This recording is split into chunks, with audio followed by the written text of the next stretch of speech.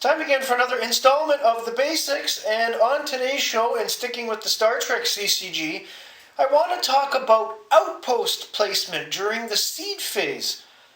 The seed phase is, believe it or not, where a lot of the strategy starts in this game, and I'm surprised I've never talked about this before, but let's get started so I can show you what I'm on about.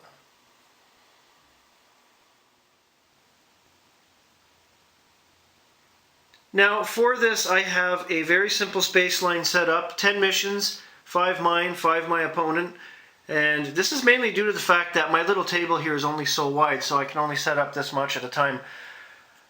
The primary deck being used is the Romulans, which is for the most part not pictured because I don't need it, and my opponent is the Klingons. Again, the deck is not really needed, so it's not here, aside from the outposts and the missions. Now, the seed phase is where a lot of the strategy for the Star Trek CCG begins, and some people do a 50-50 mixture of space and planet missions. Some do 60-40. I prefer to do it even down the middle. But this is where the strategy part comes into play, because you're going to seed your outpost depending on where your opponent seizes his. So there are several scenarios just with a basic space line that you see here. So if my opponent happened to be able to seed first, if he puts his outpost here, and I'm not going to slide it under just for visual sake, if he seeds his outpost there, do I want to start off with my outpost here, that close to him? No.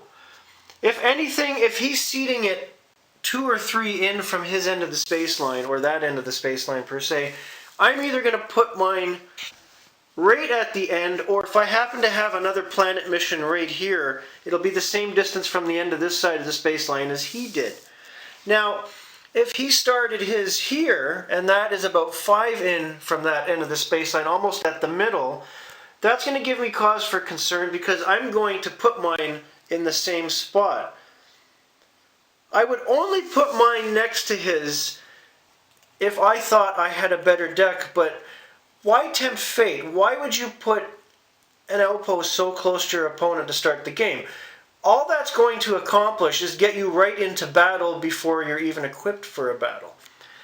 Now, the other question is, what if you've gone first, you've put yours there to be at the end, but he's put his 3 away from yours there to start off with? That creates a problem because you're going to be going this way to attempt your missions. You're going to meet him very quickly, especially if he starts attempting this mission by using up his span on his first turn.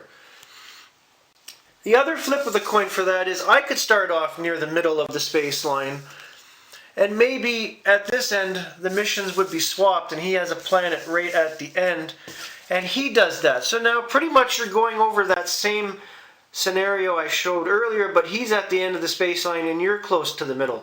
The strategy all depends where your opponent puts his, but you also have to think of the type of deck you have.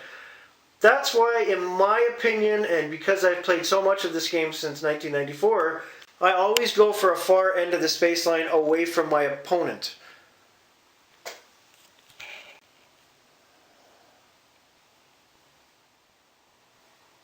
Now, that all being said, if you're thinking I forgot about the Gamma Quadrant, you would be wrong.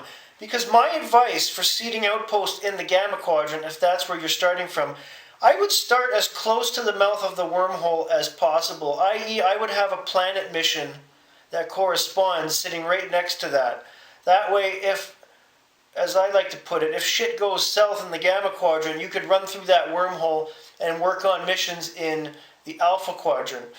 Or start your outpost at the far end of that quadrant away from the wormhole, depending on where your opponent is. It all comes down to that, pretty much. That's all for today. Have a great day, everybody.